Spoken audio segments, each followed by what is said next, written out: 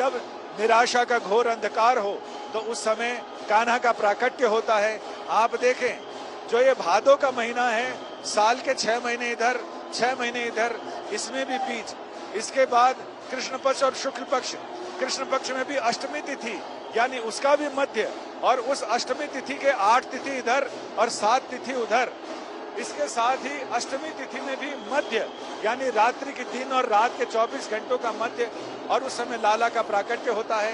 ये कहते हैं कि चंद्रमा ने और रात्रि ने ब्रह्मा से ये शिकायत की कि आपका अवतार जब भी होता है, भगवान विष्णु से कहा कि आपका अवतार जब भी होता है दिन में ही होता है या शाम को होता है, हमारे को तो कोई इसमें कुछ मिल नहीं पाता। और ये शेष नाग अवतार के नीचे, यानी कहते हैं जब वसुदेव लेकर चले थे, शेष नाग ने उनके ऊपर छाया की थी, बारिश से बचाया था। ये शेष नाग की छाया में ठाकुर जी के विग्रह को यानी उत्सव विग्रह को बाहर लेके आया जा रहा है। अब ये कामधेनु गौ के थनों के नीचे उन्हें रखा जाएगा और वहां उनका अभिषेक किया जाएगा। जन्म का अभिषेक, फूलों की वृष्टि हो रही है, मंगल ध्वनि बज रही है।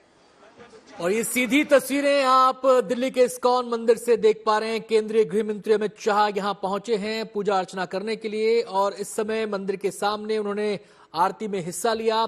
और जैसा कि हमारे संवाददाता संजय शर्मा मथुरा से बता रहे थे, वहां पर प्राकट्य श्री कृष्ण का हो चुका है। अब उनका दुग्धाभिषेक यहां पर होगा, और यही अनुष्ठान अब थोड़ी ही देर में इस्कॉन मंदिर में भी देखने को मिलेगा।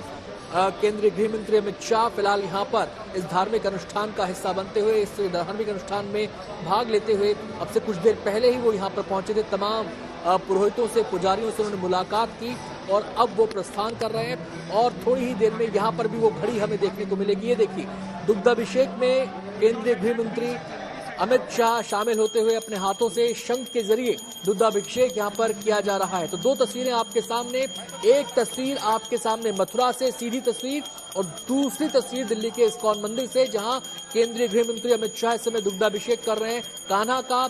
और दूसरी तस्वीर में आप देख सकते हैं मथुरा से सीधी तस्वीर, जहां पर से कुछ देर पहले पर्दा हटा, कपाट खुले और भगवान श्री कृष्ण का प्राकट्य हुआ। और जैसे ही वो लम्हा आया, वहां पर तमाम जो भक्तगण जो वहां पर मौजूद थे वो खुशी से झूम उठे। हालांकि सुबह से ही खुशी में झूमने का, भक्ति में झूमने का यह सिलसिला जारी है।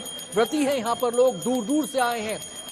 चाहे मौसम गर्मी का है, उमस है, लेकिन उसके बावजूद इनकी ऊर्जा में कोई कमी नहीं है, इनके उल्लास में कोई कमी नहीं है। ऐसा लगता है कि सीधे भगवान श्री कृष्ण से आशीर्वाद इन्हें प्राप्त है, और इस ऊर्जा के सहारे वो अपने आराध्य का दर्शन करने यहाँ आए थे।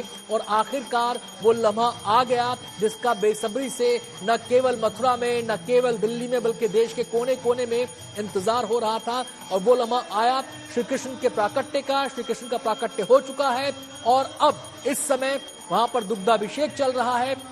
दुग्धाभिषेक के बाद पंचामृत से उनका अभिषेक किया जाएगा, उसके बाद फिर आरती की जाएगी, भोग लगाया जाएगा। और इस समय मथुरा से सीधी तस्वीर आप देख सकते हैं।